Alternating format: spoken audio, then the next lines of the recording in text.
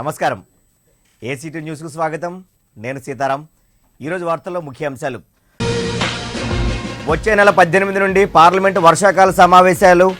GST సహా పలు కీలక బిల్లులకు మోక్షం లభించే అవకాశం. వెలగపూడిలో పండగ వాతావరణం. అట్టహాసంగా తాత్కాలిక సచివాలయ కార్యాలయాల ప్రారంభం. సెంట్రల్ ఏసీబీ ఉచ్చులో విద్యాశాఖ ఎస్ఈ 15 కోట్లకు పైగా అక్రమాస్తుల గుర్తింపు. వచ్చే నెల 2న బీచ్ రోడ్లో మారథాన్. హాజరు కానున్న సీఎం. కలెక్టర్ యువరాజ్ వెల్లడి. పశ్చిమ మధ్య బంగాళాఖాతంలో ఉపరితల ఆవర్తనం. కోస్తాంధ్రలో విస్తారంగా వర్షాలు. ఇక వార్తల్లోని వివరాల్లోకి వెళ్దాం. పార్లమెంటు వర్షాకాల సమావేశాలు వచ్చే నెల 18 నుండి ప్రారంభం కానున్నాయి. పార్లమెంటరీ వ్యవహారాల కమిటీ సమావేశాల తేదీలను ఖరారు చేసింది. జూలై 18 నుండి ఆగస్టు 12వ తేదీ వరకు ఈ సమావేశాలు జరుగుతాయి. ప్రతిష్టాత్మక జీఎస్టీ బిల్లుతో పాటు బినామీ లావాదేవీల బిల్లు, వినియోగదారుల సంరక్షణ బిల్లులకు మోక్షం లభించగలదన్న ఆశాభావం వ్యక్తం చేస్తోంది ఎన్డీఏ సర్కారు. మోడీ సర్కారుపై దాడికి విపక్షాలు అస్త్రశస్త్రాలతో సిద్ధమవుతున్నాయి. వెలగపూడిలో పండగ వాతావరణం నెలకొంది. అక్కడ నిర్మిస్తున్న తాత్కాలిక సచివాలయంలో కార్యకలాపాలు ప్రారంభమయ్యాయి. హైదరాబాద్ నుండి పంచాయతీరాజ్, ఇరిగేషన్, గృహ నిర్మాణ శాఖ, వైద్య, ఆరోగ్య శాఖలకు చెందిన సుమారు 200 మంది ఉద్యోగులు 5 బస్సుల్లో తరలివచ్చారు. 5వ బ్లాక్లో మంత్రులు చింతకాయల అయ్యనపాత్రుడు, కిమిడి మృణాలినులు తమ శాఖల కార్యాలయాలను ప్రారంభించారు. పండితుల వేద మంత్రోచ్చారణల మధ్య జరిగిన ఈ కార్యక్రమాన్ని ప్రభుత్వ ప్రధాన కార్యదర్శి టక్కర్ పర్యవేక్షించారు. AP education, welfare and infrastructure development కార్పొరేషన్లో సూపరింటెండెంట్ ఇంజనీర్గా విధులు నిర్వహిస్తున్న కర్రి భాస్కర్ రావు నివాసంలో సెంట్రల్ ఏసీబీ అధికారులు సోదాలు నిర్వహించారు. ఆదాయానికి మించి ఆస్తులు కూడబెట్టారనే ఆరోపణలు వెల్లువెత్తిన నేపథ్యంలో బీచ్ రోడ్డు కిర్లంపూడి లేఅవుట్లోని ఆయన ఇంటిపై దాడులు చేపట్టారు. అలాగే ఆయన బంధువుల ఇళ్లపై కూడా ఏకకాలంలో ఈ సోదాలు చేశారు. ఈ తనిఖీల్లో 15 కోట్ల రూపాయలకు పైగా విలువ చేసే అక్రమాస్తులు ఉన్నట్లు ఏసీబీ డీఎస్పీ ప్రసాద్ తెలిపారు. మాకు సోదాలు కొనసాగుతున్నాయి. ఇప్పటి వరకు మాకు వచ్చినటువంటి సమాచారం మేరకు వారికి ఒక 2 ఫ్లాట్స్ ఉన్నాయి. ఇప్పుడు ప్రజెంట్ ఇదొక ఫ్లాట్ని కిర్లంపూడి లేఅవుట్లో, అలాగే ఎంవీబీ బిల్డర్స్ అని చెప్పి అక్కడ కొటాక్ స్కూల్ ఎదురుగా అదొక ఫ్లాట్ ఉంది. అలాగే రాజమండ్రి, గాజువాక, పరదేశిపాలెం, ఉప్పాడ అంటే మన భీముల దగ్గర కొన్ని సైట్స్ ఉన్నాయి. అలాగే ఒక 2 కార్లు, ఒక 2 మోటార్ సైకిల్ ట్రేస్ చేయడం జరిగింది. ఇంట్లో కూడా 2.5 లక్షల వరకు సుమారు క్యాష్ దొరికింది. ఒక 30 కేజీ గోల్డ్ మేము చూడడం జరిగింది. అలాగే ఏంటంటే వాళ్ళ మెయిన్ ఏంటంటే పిల్లల ఎడ్యుకేషన్కి సంబంధించి పాప అక్కడ ఎంబీబీఎస్ అండ్ పీజీ కూడా తమిళనాడులో చదువుతున్నారు. ఆమె రెండో పాప యుఎస్లో ఉన్నారు. వాటికి సంబంధించి కూడా వారికి ఉన్నటువంటి ఆస్తులు, వారి ఖర్చులు, వారి ఆదాయం అంతా కూడా ఇంకా ఈ క్యాలిక్యులేట్ చేస్తున్నాం. అంటే మార్కెట్ వాల్యూ అయితే మోర్ దాన్ 10 crores మనం చెప్పుకోవచ్చు. కాకపోతే మేము ఆ రోజు అతను కొన్న లెక్కల ప్రకారం అయితే అరౌండ్ 1.5 crores వరకు మేము చూపించడం జరిగింది. స్పోర్ట్స్ హబ్గా, సాంస్కృతిక రాజధానిగా బాసిల్లుతున్న విశాఖ నగరం మరో ప్రతిష్టాత్మక అంశానికి వేదిక కానుంది. వచ్చే నెల 2వ తేదీన నిర్వహించే నైట్ బే మారథాన్ ద్వారా ప్రపంచ క్రీడా పట్టణంలో చోటు దక్కించుకోనుంది. ఆ రోజు రాత్రి 7 గంటలకు ఆర్కే బీచ్ వద్ద రాష్ట్ర ముఖ్యమంత్రి నారా చంద్రబాబు నాయుడు ఈ మారథాన్ను ప్రారంభిస్తారు. 3, 5, 10, 21 కిలోమీటర్ల విభాగాల్లో మారథాన్ సాగనుంది. ఆయా విభాగాల్లో 7 నుంచి 10,000 మంది క్రీడాకారులు పాల్గొనే అవకాశం ఉన్నట్లు జిల్లా కలెక్టర్ ఎన్ యువరాజ్ తెలిపారు. కలెక్టరేట్ సమావేశ మందిరంలో ఏర్పాటు చేసిన మీడియా సమావేశంలో నైట్ ఆఫ్ మారథాన్ వివరాలను వెల్లడించారు. వైజాగ్ సిటీని మనకు వేరియస్ ఈవెంట్స్ కండక్ట్ చేసి ప్రాపర్గా ప్రామినెన్స్ ఇవ్వాలనే ఉద్దేశంతో మన సీఎం గారు చేస్తున్న కార్యక్రమంలో ఒకటిగా మనకు ఈ డే మరాథాన్ అని చెప్పి ఫస్ట్ టైంగా స్టేట్లో నైట్ టైంలో మరాథాన్ చేస్తున్నాం. మామూలుగా మనం డే టైంలో మరాథాన్ జరుగుతాయి, కానీ నైట్ టైంలో లైట్ పూర్తిగా ఇదైన తర్వాత మనము మరాథాన్ చేసుకోబోతున్నాము. ఇది 2 జూలై ఆర్కే బీచ్లో మనకు స్టార్ట్ కాబోతుంది. దేశంలో మొదటిసారిగా నిర్వహించే నైట్ బే ఆఫ్ మారథాన్ను నగర క్రీడాభిమానులు విజయవంతం చేయాలని కోరారు. మారథాన్ పొడవునా 24 వేదికల్లో విద్యుత్ జిగేళ్ల మధ్య మన సంస్కృతి ఔన్నత్యాన్ని చాటి చెప్పే సాంస్కృతిక ప్రదర్శనలు ఉంటాయని తెలిపారు. పేరు డాక్టర్ మురళీ నన్నపనేని. నేను ఈ వైజాగ్ స్టీల్ బే మ్యారథాన్కి రేస్ డైరెక్టర్ని. అంటే we're trying to bring marathon as a sporting event ఈ వైజాగ్ని వైబ్రెంట్ సిటీగా మన సీఎం గారు ఎప్పుడు his idea and impression is to make Vizag the happening city IT కానీ ఏదైనా. సో దానికి in support of that we want to bring in a culture which is apt for మన హెల్తీ లివింగ్ చాయిసెస్ దానికి. And we want to add a festive look to that. ఇప్పుడు ఈ marathon ఒక sporting ఈవెంట్గా half marathon పరిగెత్తున్నాం ఈసారి. Half marathon 10K, 5K, 3K ఈ 4 ఈవెంట్లు ఈ మొదటి సంవత్సరం we want to combine that with a festive night festival లాగా విత్ లైట్స్, ఎంటర్టైన్మెంట్, బ్యాండ్స్, ఒక దాదాపు 25-30 దారి పొడుగుతున్న బ్యాండ్స్, కల్చరల్ షోస్ ఉంటాయి. జిల్లాలో కురుస్తున్న వర్షాల నేపథ్యంలో యంత్రాంగాన్ని అప్రమత్తం చేసినట్లు కూడా చెప్పారు. వర్ష తీవ్రతను బట్టి కంట్రోల్ రూమ్ను ఏర్పాటు చేయనున్నట్లు తెలిపారు. వర్షానికి మనకు forecast heavy rainfall to very heavy rainfall up to first evening to second afternoon వరకు ఇచ్చారు. సో మనం అందరూ తహసీల్దార్, ఎంపీడీఓని హెడ్ క్వార్టర్స్లో ఉండి మానిటర్ చేయమని చెప్తున్నాము. ప్లస్ జీవీఎంసీ అధికారులు అందరూ కూడా అప్రమత్తంగా ఉండమని చెప్తున్నాము. ఎక్కడైనా బ్రీచెస్ ఆఫ్ వాగులు కానీ, లేకపోతే ఫ్లడ్ బ్యాంక్స్ కానీ, లేకపోతే ట్యాంక్ బండ్ కానీ, లో లోయింగ్ ఏరియా కానీ అందరూ కూడా అలర్ట్గా ఉండమని చెప్పి మానిటర్ చేస్తున్నాము. మనకు ఇప్పుడు సివిల్ సప్లైస్ రేషన్స్ కూడా ట్రాన్స్పోర్ట్ అయి ఉన్నాయి కాబట్టి ప్రతి షాప్లో కూడా మనకు స్టాక్స్ ఉన్నాయి కాబట్టి మనకు అలాంటి ప్రాబ్లం లేదు.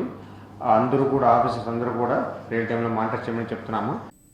ఉత్తర కోస్తా, దక్షిణ ఒడిశా తీరాలకు ఆనుకుని ఏర్పడిన అల్పపీడనం క్రమంగా బలహీనపడి ఛత్తీస్గఢ్ వైపు కదిలిపోగా తాజాగా పశ్చిమ మధ్య బంగాళాఖాతంలో ఏర్పడిన ఉపరితల ఆవర్తనం బలంగా ఉందని విశాఖ వాతావరణ కేంద్రం అధికారి శాస్త్రి వెల్లడించారు. ఇది మరింత బలపడి అల్పపీడనంగా మారే అవకాశం ఉందన్నారు. దీని ప్రభావం వల్ల రానున్న 2 రోజుల్లో కోస్తా ఆంధ్ర, తెలంగాణలో అనేక చోట్ల భారీ వర్షాలు, కొన్ని చోట్ల అతి భారీ వర్షాలు కురుస్తాయన్నారు. తీరం వెంట గంటకు 45 నుండి 50 కిలోమీటర్ల వేగంతో గాలులు వీస్తాయని, ఇవి పెరిగే అవకాశం కూడా ఉందన్నారు. చేపల వేటకు వెళ్లే మత్స్యకారులు ప్రస్తుతానికి అప్రమత్తంగా ఉండాలని సూచించారు. ఉన్నటువంటి మనకి కోస్తాంధ్రగా అనుకున్నటువంటి అల్పపీడనం అది రాత్రి క్రమంగా ఛత్తీస్గఢ్ వైపు కదిలిపోయి అది లెస్ మార్క్ అయిపోయిందండి. అంటే బలహీనపడింది కొద్దిగా. అయితే ఏమైందంటే దీనికి సబ్సిక్వెంట్గా అగైన్ పశ్చిమ మధ్య బంగాళాఖాతంలో ఉపరితలావర్తనం ఏర్పడింది. దానికి అది చాలా బలంగా ఉంది ఈసారి. ఈ ఉపరితలావర్తనం మనకి దాదాపు 6 కిలోమీటర్ల పైన వరకు పైన బాగా బలంగా ఉంది. అది ఇంకా అల్పపీడనంగా కూడా మారే అవకాశం కూడా ఉంది. దీని ప్రభావం మూలంగా మనకి అగైన్ కోస్తాంధ్ర అంతా కూడాను, తెలంగాణ కూడాను అనేక చోట్ల వర్షాలు పడతాయి. వాటిల్లో కొన్ని చోట్ల భారీ నుంచి అతి భారీ వర్షాలు కూడా ఉంటాయి. అదే కాకుండా తీరం వెంట బలమైన గాలులు కోస్తా ఆంధ్ర అంతా, అంటే ఉత్తర కోస్తా, దక్షిణ కోస్తా కూడాను బలమైన గాలులు పశ్చిమ దిశ నుంచి గంటకి 45 నుంచి 50 కిలోమీటర్ చొప్పున ఉంటాయి. ఇక నుంచి క్రమంగా పెరిగే అవకాశం కూడా ఉంది. అలాగే 2-3 రోజులు కొనసాగే అవకాశం ఉంది. గత 24 గంటల్లో పడిన వర్షపాతాలు వరరామచంద్రపురం, ఈస్ట్ గోదావరి జిల్లాలో 18 సెంటీమీటర్ పడిందండి. ఇది very heavy rainfall. Valaripadu, Kukunuru 7 centimetres పడ్డాయి. ఇది కూడా హెవీ ఫాల్. ఆ తర్వాత పెద్దాపురము, చింతూరు 6 సెంటీమీటర్ పడ్డాయి. కాకినాడ, అమలాపురము, కొయ్యలగూడెము 5 సెంటీమీటర్ చొప్పున వర్షం పడ్డాయి. ఈ ఉపరితల ఆవర్తనానికి మన ఆంధ్ర, అంటే కోస్తాంధ్ర, తెలంగాణ కూడాను సౌత్ వెస్ట్ సెక్టార్లో ఉన్నాయి. క్లౌడ్ మాస్ కూడా చాలా బాగా ఎక్కువగా డెవలప్ అయింది. అందువలన తప్పకుండా ఈ రోజున వర్షపాతాల్లో మనకి భారీ వర్షాలు ఉంటాయి. అలాగే 1-2 చోట్ల మనకి అతి భారీ వర్షాలు కూడా ఉంటాయి. ఇప్పుడొక వాణిజ్య విరామం. బ్రాడ్బ్యాండ్ ఒక చరిత్ర. ఫైబర్ నెట్ కు స్వాగతం. పరిచయం చేస్తున్నాం అపరిమితమైన 20 Mbps కేవలం 999 రూపాయలకే. అద్భుతమైన వేగం, నమ్మశక్యం కాని అనుభవం కేవలం వేగవంతమైన యాడ్ ఫైబర్ నెట్ తో మాత్రమే. 428400 కి కాల్ చేయండి లేదా యాడ్ ఫాస్ట్ ని 56677 కి SMS చేయండి. తిరిగి వార్తల్లోకి. విశాఖ నగర డీసీపీ 1గా నియమితులైన నవీన్ గులాఠీ బుధవారం కమిషనరేట్ కార్యాలయంలో పదవీ బాధ్యతలు స్వీకరించారు. 2004 IPS బ్యాచ్కు చెందిన ఈయన గతంలో నల్గొండ, కడప, శ్రీకాకుళం, విజయనగరం జిల్లాల్లో ఎస్పీగా పనిచేశారు. ఇటీవల రాష్ట్ర ప్రభుత్వం చేపట్టిన ఐపీఎస్ల భారీ బదిలీల్లో భాగంగా గులాటీకి ఇక్కడ పోస్టింగ్ లభించింది. ప్రేమ సమాజం సేవలు పురోభివృద్ధిని చూసి వారవలేని అసమ్మతి వర్గీయులు కొందరు తమపై బురద జల్లే ప్రయత్నం చేస్తున్నారని ప్రస్తుత పాలకవర్గం మండిపడింది. తమ సమాజానికి చెందిన పాల వెంకటమోహన్ రెడ్డి మీడియా సమావేశంలో తమపై చేసిన ఆరోపణలు నిరాధారం, అవాస్తవమని కొట్టిపారేసింది. పివి మోహన్ రెడ్డి ఆరోపణలను సమాజం పాలకవర్గం అధ్యక్ష ఉపాధ్యక్షులు కె రామబ్రహ్మం, బుద్ధ శివాజీ, కోశాధికారి పి విశ్వేశ్వరరావులు ఖండించారు. ఏసీటీ న్యూస్తో వారు మాట్లాడుతూ అత్యధిక సభ్యుల సమ్మతితోనే సమాజ అభివృద్ధికి సంబంధించిన నిర్ణయాలు తీసుకొని అమలు జరుపుతామని స్పష్టం చేశారు. ప్రస్తుత పాలకవర్గంలో ఉన్న 50 మంది సభ్యులు సేవా తత్పరులే తప్ప స్వార్థపరులైతే కారని ఉద్ఘాటించారు. సమాజం ఉపాధ్యక్షులు మట్టపల్లి చలమయ్య ఆధ్యాత్మికవేత్త, సేవా తత్పరుడని, అలాగే కార్యదర్శి ఎంవి రమణ గొప్ప దేశభక్తుడని గుర్తు చేశారు. ఇంతటి పేరున్న తమ పాలకవర్గంపై తెర వెనుక సూత్రధారులు కొందరు బురద జల్లే ప్రయత్నం చేస్తున్నారని ధ్వజమెత్తారు. ఆక్రమణకు గురైన కోట్లాది రూపాయలు విలువ చేసే సాయి ప్రియ రిసార్ట్స్ భూములను ప్రేమ సమాజానికి వర్తింపచేసేందుకు తమ పాలకవర్గం రాజీలేని పోరాటం చేస్తుందని చెప్పారు. ఎవరు ఎన్ని రకాల ఆరోపణలు చేసినా ఈ విషయంలో వెనుకడుగు వేసేది లేదని స్పష్టం చేశారు. ఈ మంచి జరుగుతుంటే ఓరవలేక దాని తర్వాత ఇక్కడ మేము వచ్చిన తర్వాత అకౌంటింగ్ అన్నీ కూడా చాలా కట్టుదిట్టం చేసాం.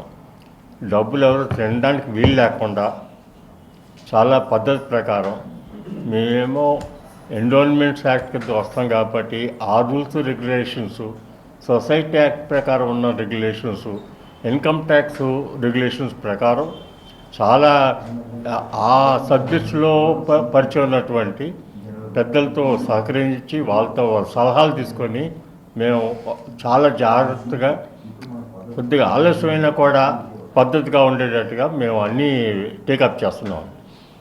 కాగితాలు అన్నీ కూడా, ఈ డాక్యుమెంట్స్ అన్నీ కూడా ఇష్టం చెల్లా చెదరగా ఉండేవి అన్నీ తీసుకొని బ్యాంకులో ఒకటి తీసుకొని బ్యాంకులో పెట్టి అన్నీ పెడుతున్నాం. ప్రేమ సమాజం ఆస్తులు కాపాడాలని మేము చాలా ప్రయత్నం చేస్తూ ఇక్కడ కాగితాలు ఏమి లేకపోతే అన్నీ కూడా గవర్నమెంట్ సంపాదించి ఇంత పెద్ద ఫైల్ తయారు చేసి మేము ఆ ఫైల్ ప్రకారం హైకోర్టు దాకా వెళ్ళి మేము ఫైట్ చేస్తున్నాము. గవర్నమెంట్కి రిప్రజెంట్ చేసాము, స్టేట్ గవర్నమెంట్ ఎండోన్మెంట్స్ డిపార్ట్మెంట్కి, వాళ్ళు కూడా యాక్షన్ తీసుకున్నారు. డెఫినెట్గా ఈ స్టేట్ గవర్నమెంటు, ఎండోన్మెంట్స్ గవర్నమెంట్ సహాయంతో మళ్ళీ మా భూములు మాకు వస్తాయని పూర్తి నమ్మకం ఉంది. పెందుర్తి మండల వ్యవసాయ అధికారి లీలావతి నేతృత్వంలో పరిసర ప్రాంతాల రైతులకు వరి విత్తనాల పంపిణీ చేశారు. సోనా మసూరి, సాంబ మసూరి, ఆర్జీఎల్ 2537, శ్రీకాకుళం సన్నాలు, ఇంద్ర, అమర, పుష్యమి రకాల వరి విత్తనాలు అందజేశారు. ఈ సందర్భంగా ఆమె మాట్లాడుతూ నువ్వులు, గంట్లు, గడ్డి పండించే రైతులు ఆయా పంటలను తీసి తొలకరి వర్షాలు చురుగ్గా పడినందున వరి విత్తనాలు నాటాలని సూచించారు. అయితే ఈ పెందుర్తి మండలంలో మనకి ఇప్పుడు తొలకరి వర్షాలు ఇప్పుడు బాగా చురుగ్గా ఉన్నాయి. ఇప్పటి వరకు మనకి నువ్వులు, గడ్డి మామూలుగా ఇప్పటివరకు వేసుకున్నారు. అయితే మనం ఇప్పుడు వరి విత్తనాలు సిద్ధంగా ఉంచి రైతులకి సరఫరా చేయడం జరుగుతుంది. అది కూడా పాత రకాలు సోనా మసూరి, సాంబా మసూరి, ఆర్జీఎల్ 2537 అంటే శ్రీకాకుళం సన్నాలు, MTU 1001 ఈ రకాలు 10 సంవత్సరాల క్రితం విడుదలైన వాటికి ₹5 కేజీకి చొప్పున సబ్సిడీ మీద ఇవ్వడం జరుగుతుందండి. పీపుల్ పవర్, ఇది సేవా తత్పరత గల సేన. ఆంధ్ర యూనివర్సిటీలో పీజీ చదువుతున్న 5 విద్యార్థులు సమాజ సేవే లక్ష్యంగా పవర్గా ఏర్పడ్డారు. ఉన్నదానిలో కొంత ఎదుటి వారికి సాయం చేస్తూ ఉంటారు. అందులో భాగంగా కనీసం విద్యను అందుకోలేని 32 మంది పేద విద్యార్థులకు విజయ ప్రెస్ క్లబ్లో పుస్తకాలు పంపిణీ చేశారు. Forum for better Visakha convener EAA Sharma, AU journalism విభాగం ఆచార్యులు బాబీ వర్ధన్లు ఈ పుస్తకాలను పంపిణీ చేశారు. ఈ సందర్భంగా వారు మాట్లాడుతూ పీపుల్ ఫోరం సేవలను కొనియాడారు. ఇలాంటి సంస్థలు అందించే సేవలను పేద విద్యార్థులు సద్వినియోగం చేసుకొని భవిష్యత్తును చక్కదిద్దుకోవాలని హితవు పలికారు. అసలు కొన్ని లక్ష్యాలు ఎంచుకోవాలి, ఆ లక్ష్యాలు చేయడానికి అనేక కష్టాలను అనుభవించాల్సిన అవసరం ఉంది. వీళ్ళు తీసుకున్నది ఏంటంటే వాయిస్ ఆఫ్ వాయిస్లెస్ అంటే మనం ఎక్కడో గ్రామీణ ప్రాంతాల్లో గిరిజనులు వీళ్ళు ఒక మనుషులేనా అనుకుంటున్న దశలో వాళ్ళను గుర్తించి వాళ్ళను ముందుగా ఇంకా ఎడ్యుకేట్ చేయగలిగితే వాళ్ళ ద్వారా సమాజం ఎడ్యుకేట్ అవుతుంది. అంటే చిన్న చిన్న ఆశయాలు, చిన్న చిన్న లక్ష్యాలు ఎవరైనా చేయగలరు. ఎందుకంటే స్వచ్ఛంద సంస్థలు చాలా మటుకు పేరు కోసం, ప్రచారం కోసమే ముందుకు వస్తున్నాయి. అలా కాకుండా నిజమైన దృక్పథంతో వాళ్ళ మేధాశక్తికి ఈ ప్రపంచానికి అందజేస్తున్న వాళ్ళు, భవిష్యత్తులో మంచి స్థానాల్లో వెళ్ళాల్సిన వాళ్ళు, కేవలం వాళ్ళ చదువు వాళ్ళ స్వార్థం వాళ్ళు చూసుకోకుండా మనలాగా ఇంకా కొంతమంది ఉంటే బాగుంటుంది. ఆ కొంతమంది కూడా పేదల్లోంచి వస్తే బాగుంటుంది. సమాజంలో చాలామందికి ఇటువంటి పనులు చేసే ఆసక్తి ఉంది, వాళ్ళకి ఉన్నటువంటి శక్తి ఉంది. ఈరోజు నిజంగా గవర్నమెంట్ ఏదో చేస్తుంది అనుకునే బదులు మన సమాజమే ఎన్నో విషయాల్లో మనం ఆసక్తి చూపించి మనం చేయగలం. అసలు దానివైతే గట్టిగా సమాజం పనిచేస్తే ఒకవేళ గవర్నమెంట్ తాలూకు హెల్ప్ కూడా మనకు అంత దాని మీద డిపెండ్ అవ్వక్కర్లేదు. ఎంతోమంది ఉన్నారు మరి దీనివల్ల దీనికి ఎన్నో విధాలుగా దీనికి మద్దతు ఇచ్చేవాళ్ళు చాలామంది ఉన్నారు మన సమాజంలో.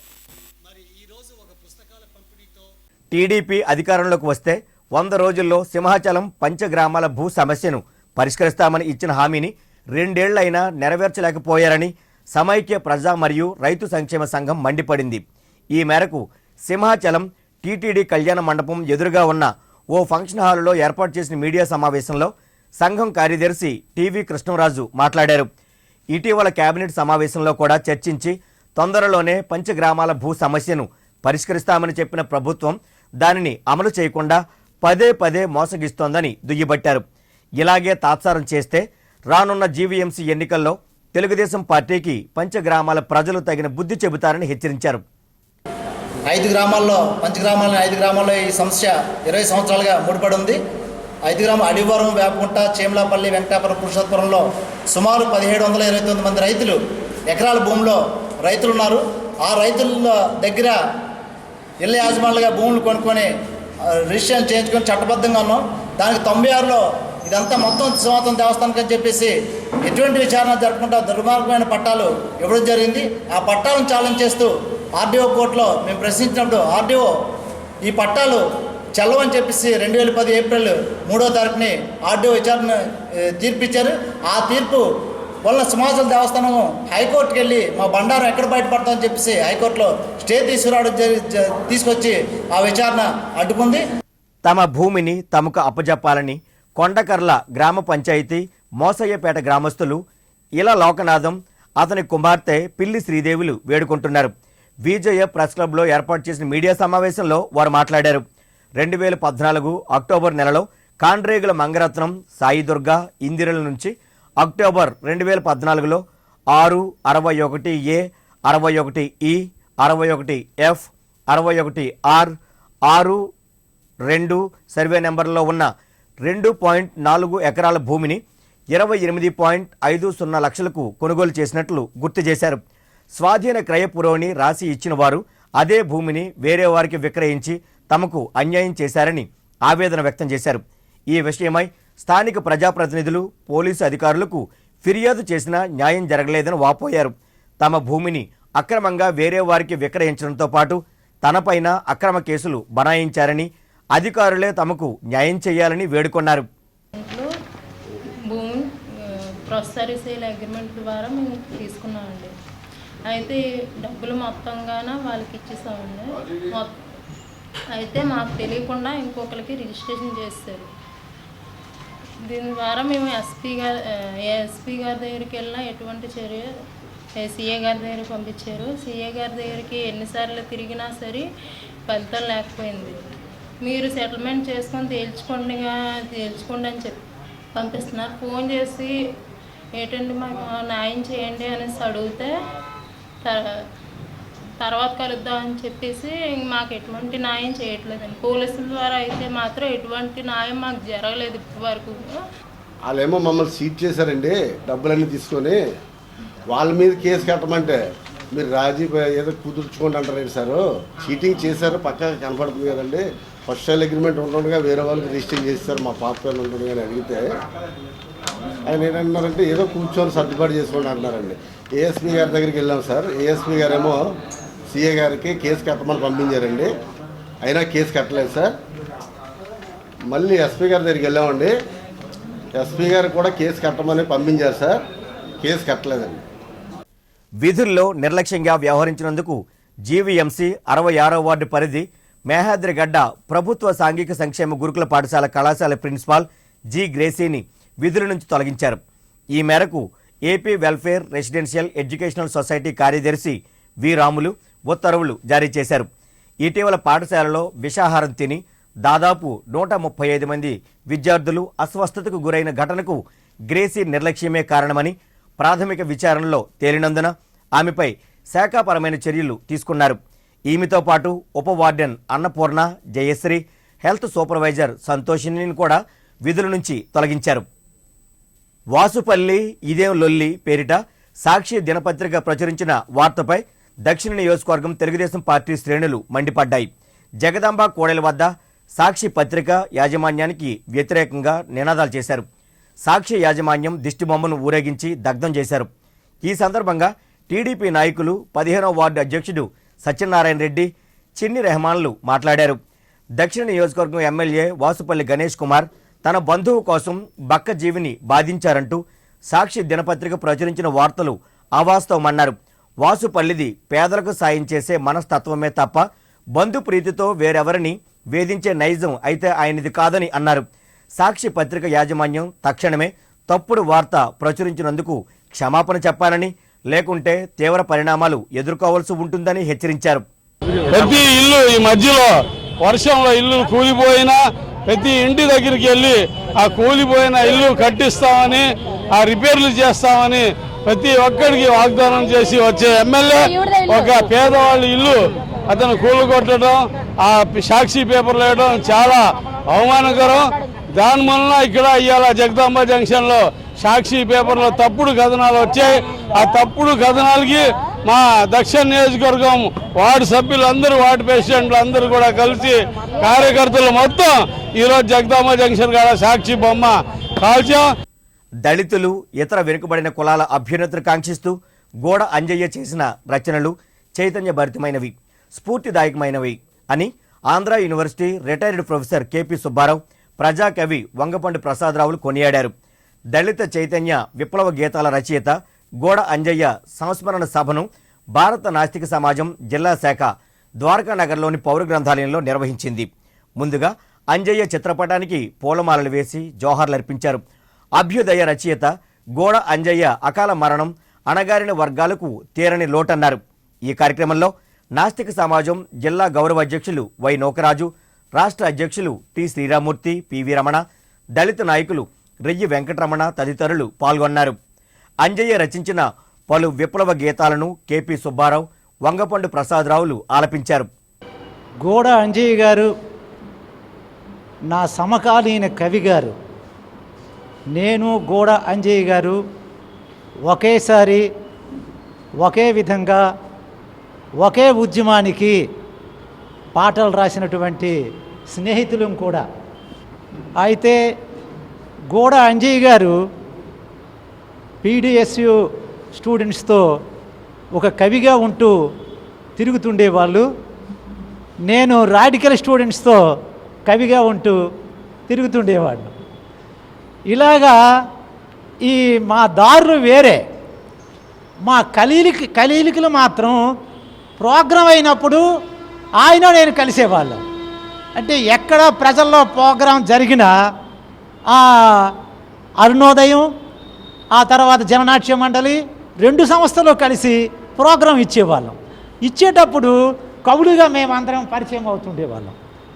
ఆయన కవిత్వం కూడా అలాగే మొదలైంది. అందుకనే దాని ఉదాహరణగా ఓరుమనిద్ర పాట కానీ, జర భద్రం కొడుకు కానీ, ఎగబెగబలదామురో యమున రాజు అనే పదం కానీ, మొత్తం సాహిత్యాన్ని మనం చూసినట్లయితే ఎక్కువ సాహిత్యాన్ని ఇక్కడ ఉండేటువంటి కార్మికుల గురించి, కర్షకుల గురించి, పేదవాళ్ళ గురించి రాశాడు ఆయన అన్న మాట ఏమిటంటే, ఏ సాహిత్యమైనా ఏ కవిత్వమైనా కానీ ఏ వర్గం గురించి రాసామో ఆ కవిత్వం, ఆ సాహిత్యం ఆ వర్గానికే చెందాలన్నాడు.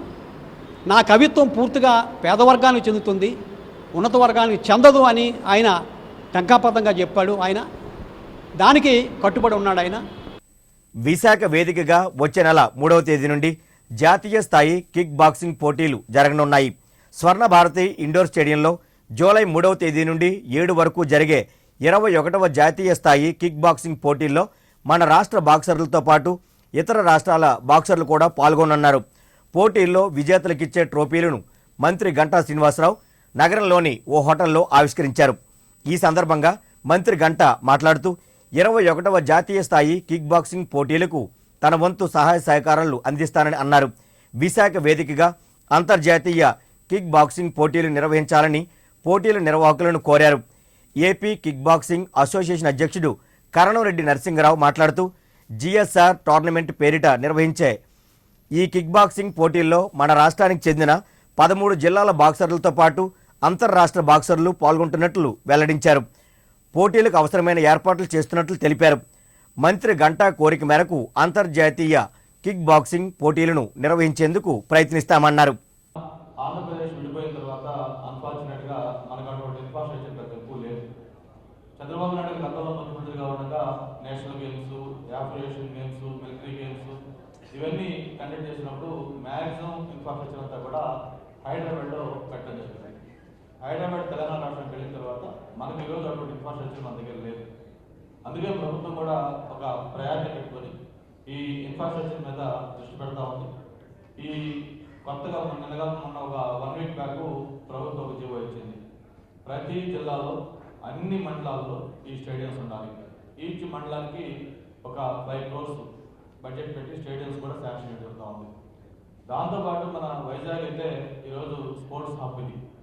ముఖ్యమంత్రి గారు కూడా మనకున్న ఈ అన్ని సిటీస్లో వైజాగ్ని స్పోర్ట్స్ హబ్గా చేయాలనే ఉద్దేశంతో ఇక్కడ ఒక స్పోర్ట్స్ సిటీ కూడా మనం ప్లాన్ చేస్తా ఉన్నాం.